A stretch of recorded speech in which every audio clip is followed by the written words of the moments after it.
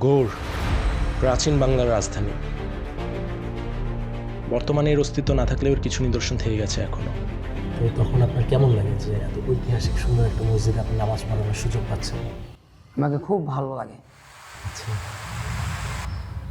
আর কিছু আর কিছু জানা হতো নাই। আর সেগুলোরই কিছুটা অংশ দেখবো আমরা আজকের এই ভিডিওতে, যদি না কোনো বাজ আমাদের উপরে না পড়ে।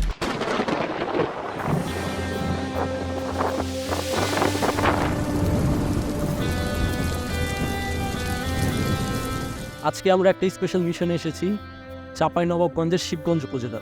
মধ্যযুগে 1450 থেকে 1569 সাল পর্যন্ত এই এলাকাটি ছিল বাংলার রাজধানী, আর তখনই এই এলাকাটির নাম ছিল গৌড়। সে সময় মুসলমানরা এই এলাকাতে প্রচুর স্থাপত্য তৈরি করেছে, তার কিছুটা থেকে গেছে ভারতে, আর বাকিটা এই চাঁপাইনবাবগঞ্জের শিবগঞ্জ উপজেলা। So watch the video till then. This is Alif Hossain and you are watching I am explorer.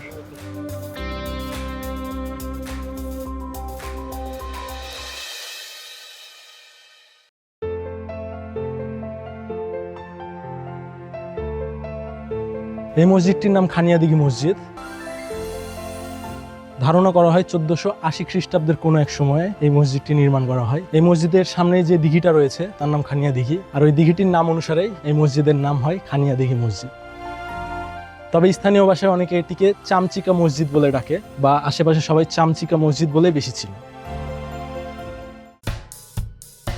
খানিয়াদিঘি মসজিদ দেখা শেষে আমরা রওনা দিয়েছি আরেকটি ঐতিহাসিক সুন্দর মসজিদ ধনিয়াচক মসজিদের উদ্দেশ্যে। কিন্তু এখানে পৌঁছাতে আবহাওয়াটা একটু পাল্টে গেল।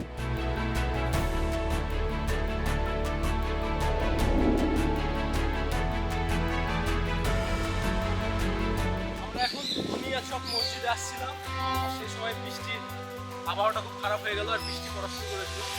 এখন অলমোস্ট বৃষ্টি পড়া শুরু হয়ে গেছে। আমাদেরকে বাট এখানে অনেক আমদার আছে, আম যদি পরে আমরা পুরাবো।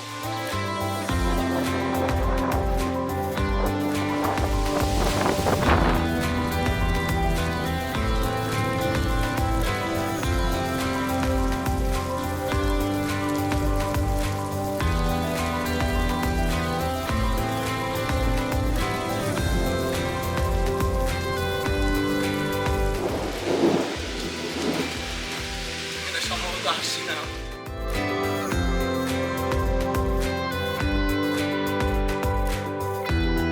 বিষয় হচ্ছে এই মসজিদটা অনেক পুরনো একটা মসজিদ। কিছু জানা আছে এই মসজিদের ইতিহাস? 1479 খ্রিস্টাব্দে অর্থ 600 বছরকার পুরনো মসজিদ, গৃহীত আমলে তৈরি। এই মসজিদের অনেকই লোকজন আসার জন্য যাতায়াতের রাস্তা ঠিক মতন পাচ্ছে না। এখানে আসার তেমন কোনো কিছু নাই, রাস্তা দেখে আসবে তো সেরকম আমরাও ওই চামচিকা মসজিদ থেকে আসলাম এখানে, তো সবাইকে জিজ্ঞেস করে করে আসতে হচ্ছিল যে কোন দিক দিয়ে যাবো কোন দিক দিয়ে যাবো, হ্যাঁ। বুঝতে পারছি না। এগুলো কি সব ভাই পাথরের পিলার? হ্যাঁ, পাথরের পিলার আপনার রয়েছে 3টা অরিজিনাল ভাবে, আর কিছু আপনার আছে ভেঙে গেছে, কিছু অংশ আছে আপনার পাথরের, কিছু অংশ আছে আপনার সিমেন্টের। ধন্যবাদ ভাই আচ্ছা, আজকে সময় দেওয়ার জন্য। ওয়ালাইকুম আপনাকে আসসালাম। অসংখ্য ধন্যবাদ।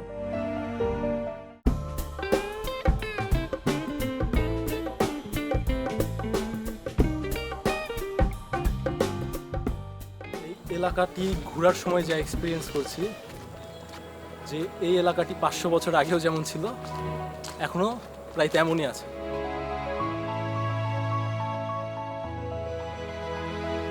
সবই বাগান, প্রায় জঙ্গলের মতো।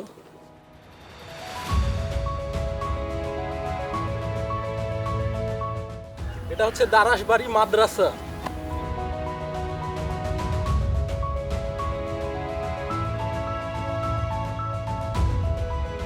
আমরা এটা মসজিদ যখন থেকেই দেখছি এই এরকমই।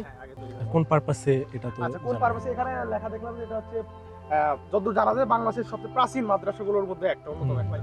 আমাদের এই চাঁপাইনবাবগঞ্জ বড় বড় সোনা মসজিদ বলেন, তারপরে এটা দেখলাম, যেটা থেকে মনে হচ্ছে যে মুসলিম শাসকরা প্লাস আমাদের এই অঞ্চলের জন্য তারা একটা বড় কিছু করে গেছে, মানে তারা যে কতটা পোটেনশিয়াল ছিল সেটা আমাদের তাদের এই স্থাপত্যগুলো দেখলে বোঝা যায়।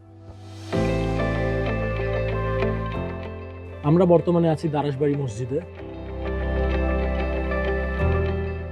আনুমানিক 1479 খ্রিস্টাব্দে এই মসজিদটি নির্মাণ করা হয়েছিল। এই মসজিদটি নির্মাণ করেছিলেন সেই সময়ের সুলতান শামসুদ্দিন ইউসুফ শাহ।